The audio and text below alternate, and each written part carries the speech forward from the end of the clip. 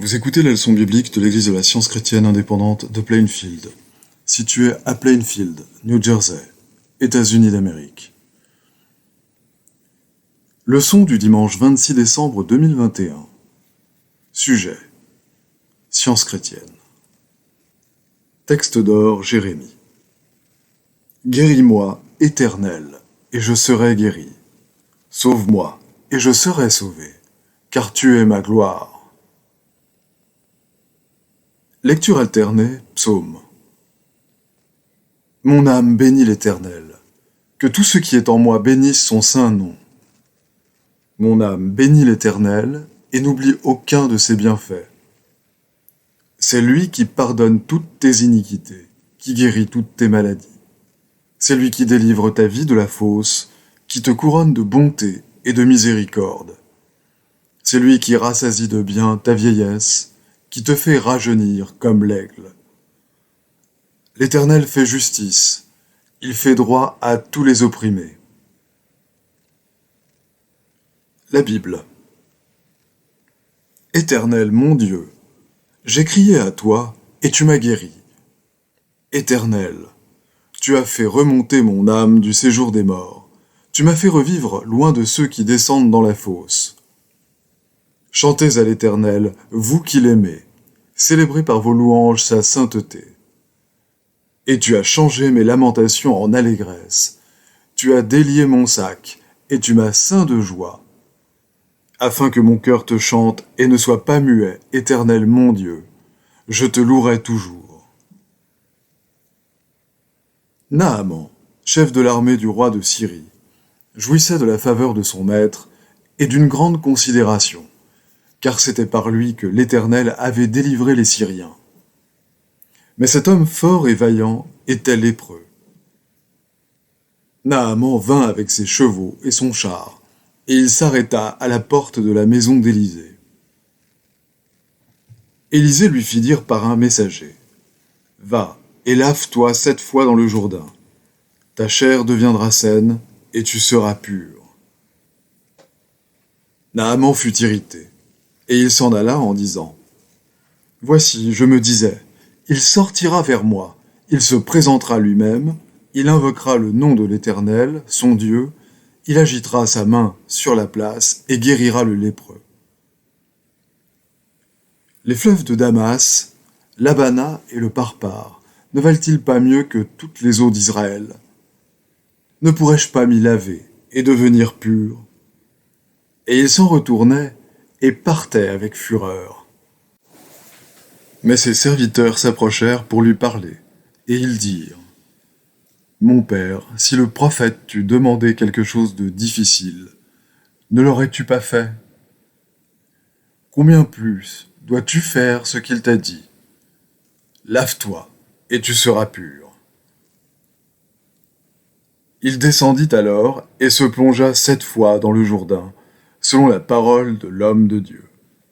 Et sa chair redevint comme la chair d'un jeune enfant, et il fut pur. Naaman retourna vers l'homme de Dieu avec toute sa suite.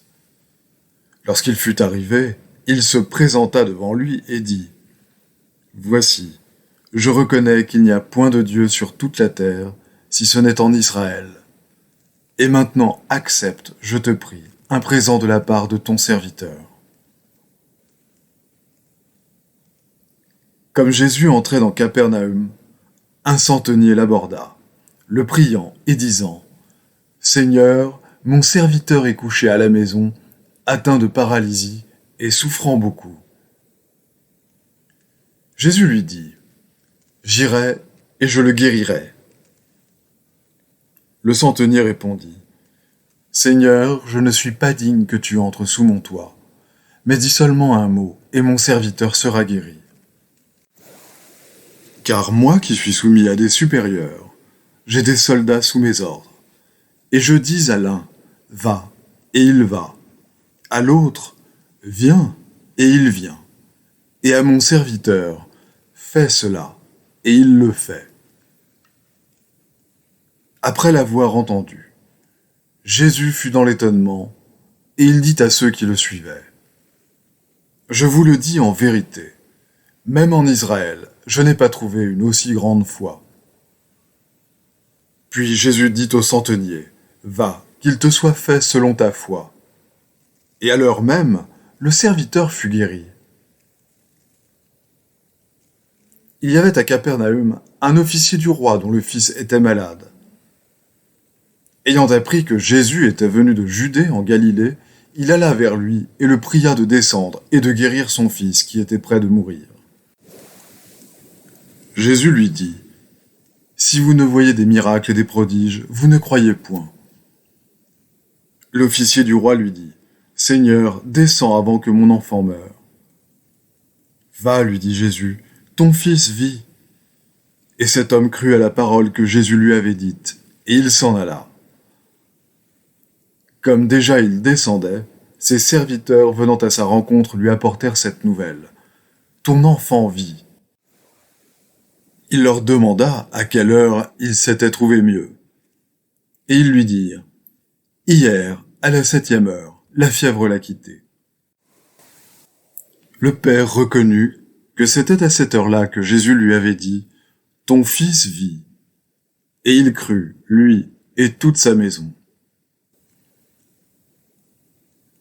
Révélation de Jésus-Christ, que Dieu lui a donnée pour montrer à ses serviteurs les choses qui doivent arriver bientôt, et qu'il a fait connaître, par l'envoi de son ange, à son serviteur Jean. Je vis un autre ange puissant, qui descendait du ciel, enveloppé d'une nuée. Au-dessus de sa tête était l'arc-en-ciel, et son visage était comme le soleil, et ses pieds comme des colonnes de feu. Il tenait dans sa main un petit livre ouvert. Il posa son pied droit sur la mer et son pied gauche sur la terre. Et il cria d'une voix forte, comme rugit un lion. Et la voix que j'avais entendue du ciel me parla de nouveau et dit, « Va, prends le petit livre ouvert dans la main de l'ange qui se tient debout sur la mer et sur la terre. » Et j'allai vers l'ange en lui disant de me donner le petit livre. Et il me dit, « Prends-le et avale-le. Il sera amer à tes entrailles, mais dans ta bouche il sera doux comme du miel. » Je pris le petit livre de la main de l'ange et je l'avalai. Et il me montra un fleuve d'eau de la vie limpide comme du cristal, qui sortait du trône de Dieu et de l'agneau. Au milieu de la place de la ville et sur les deux bords du fleuve, il y avait un arbre de vie, produisant 12 fois des fruits, rendant son fruit chaque mois, et dont les feuilles servaient à la guérison des nations. Je vais maintenant lire les passages corrélatifs tirés du livre d'études de la science chrétienne, Science et santé, avec la clé des Écritures, de Mary Baker Eddy.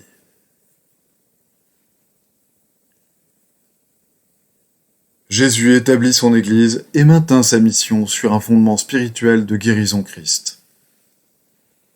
Il enseigna à ses disciples que sa religion avait un principe divin qui pouvait chasser l'erreur et guérir à la fois les malades et les pécheurs. Il ne prétendait à aucune intelligence, aucune action, aucune vie en dehors de Dieu. En dépit de la persécution que cela lui valut, il usa de son pouvoir divin pour sauver les hommes, tant corporellement que spirituellement. Du commencement à la fin, les Écritures abondent en récits du triomphe de l'esprit, l'entendement sur la matière. Moïse prouva la puissance de l'entendement en accomplissant ce que les hommes appelaient des miracles. Ainsi firent Josué, Élie et Élisée. Les décisions résultant du vote des conciles de l'Église, relatives à ce qui devrait ou ne devrait pas être considéré comme l'Écriture sainte, les erreurs manifestes des anciennes versions, les 30 000 variantes de l'Ancien Testament et les 300 000 du Nouveau. Ces faits montrent comment un sens mortel et matériel se glissa dans le texte divin et par sa propre teinte rendit obscures, dans une certaine mesure, les pages inspirées. Mais les erreurs ne pouvaient obscurcir entièrement la science divine des Écritures telle qu'elle est révélée de la Genèse à l'Apocalypse, ni porter atteinte à la démonstration de Jésus, ni annuler l'œuvre de guérison des prophètes, qui prévoyait que la pierre qu'ont rejetée ceux qui bâtissaient deviendrait la principale de l'angle. Notre maître guérit les malades, pratiqua la guérison chrétienne et enseigna à ses disciples les généralités du principe divin de cette guérison. Mais il ne laissa aucune règle définie pour démontrer ce principe qui guérit la maladie et la prévient. Il restait à découvrir cette règle en science chrétienne. Une affection pure s'exprime par la bonté, mais la science seule révèle le principe divin de la bonté et en démontre les règles. En l'an 1866, je découvris la science du Christ, ou loi divine de la vie, de la vérité et de l'amour, et je nommai ma découverte Christian Science. Pendant les 3 années qui suivirent ma découverte, j'ai cherché la solution de ce problème de la guérison entendement, sondant les Écritures, et ne lisant guère autre chose, me tenant éloigné du monde, et consacrant mon temps et mes énergies à découvrir une règle positive. Je savais que le principe de toute action harmonieuse de l'entendement est Dieu, et que des guérisons avaient été opérées dans les premiers temps de la guérison chrétienne par une sainte foi exaltante. Mais il me fallait connaître la science de cette guérison, et je parvins à des conclusions absolues grâce à la révélation divine, à la raison et à la démonstration. Saint Jean écrit au 10e chapitre de son livre de l'Apocalypse. Je vis un autre ange puissant qui descendait du ciel, enveloppé d'une nuée. Au-dessus de sa tête était l'arc-en-ciel, et son visage était comme le soleil, et ses pieds comme des colonnes de feu. Il tenait dans sa main un petit livre ouvert. Il posa son pied droit sur la mer, et son pied gauche sur la terre. Cet ange tenait dans sa main un petit livre, ouvert pour que tous lisent et comprennent. Ce même livre contenait-il la révélation de la science divine dont le pied droit ou pouvoir dominant était sur la mer, sur l'erreur élémentaire, latente, source de toutes les formes visibles de l'erreur. Le pied gauche de l'ange était sur la terre, c'est-à-dire qu'un pouvoir secondaire était exercé sur l'erreur visible et le péché audible. La douce petite voix de la pensée scientifique atteint par-delà mer et continent jusqu'aux extrémités les plus lointaines du globe. Pour l'entendement humain, la voix inaudible de la vérité est pareille au rugissement d'un lion. Elle se fait entendre dans le désert et dans les lieux ténébreux de la peur. Elle réveille les 7 tonnerres du mal et incite leur force latente à faire entendre toute la gamme des tons secrets.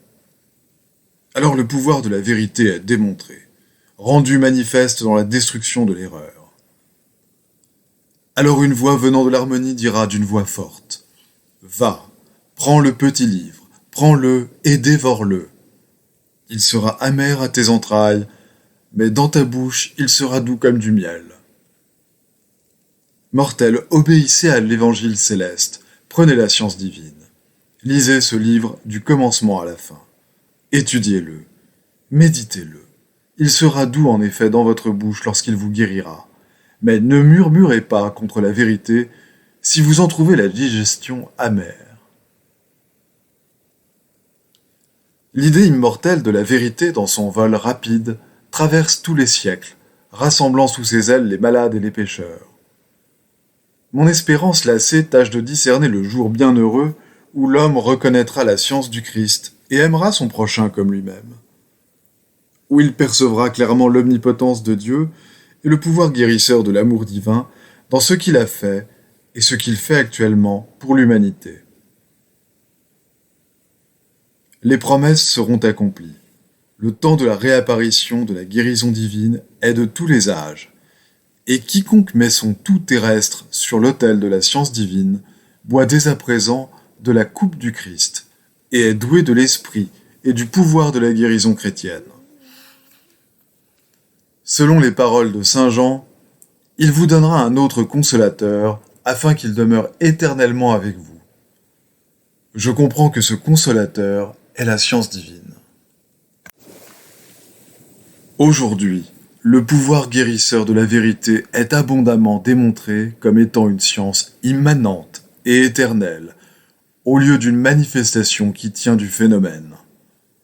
Son apparition est le nouvel avènement de l'évangile de paix sur la terre, bonne volonté envers les hommes. Cet avènement, ainsi que le premier le maître, établit la science en tant que dispensation permanente parmi les hommes. Mais la mission de la science chrétienne aujourd'hui, comme au temps de sa démonstration première, n'est pas principalement celle de la guérison physique. Aujourd'hui, comme jadis, des signes et des merveilles s'opèrent dans la guérison métaphysique de la maladie physique. Mais ces signes ne servent qu'à en démontrer l'origine divine, à attester la réalité de la mission plus haute du pouvoir Christ, mission qui est d'ôter les péchés du monde. Les devoirs quotidiens de Mary Baker Eddy. Prière quotidienne. Il sera du devoir de tout membre de cette Église de prier chaque jour. Que ton règne vienne, que le règne de la vérité, de la vie et de l'amour divin soit établi en moi et élimine de moi tout péché, et puisse ta parole enrichir les affections de toute l'humanité et la gouverner. Règle pour les mobiles et les actes. Ni l'animosité, ni un attachement purement personnel ne doivent déterminer les mobiles ou les actes des membres de l'Église mère.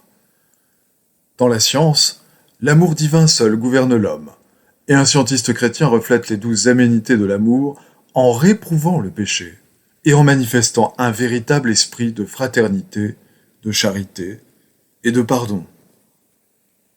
Les membres de cette Église doivent journellement veiller et prier pour être délivrés de tout mal, pour ne pas prophétiser, juger, condamner, conseiller, influencer ou être influencés d'une manière erronée.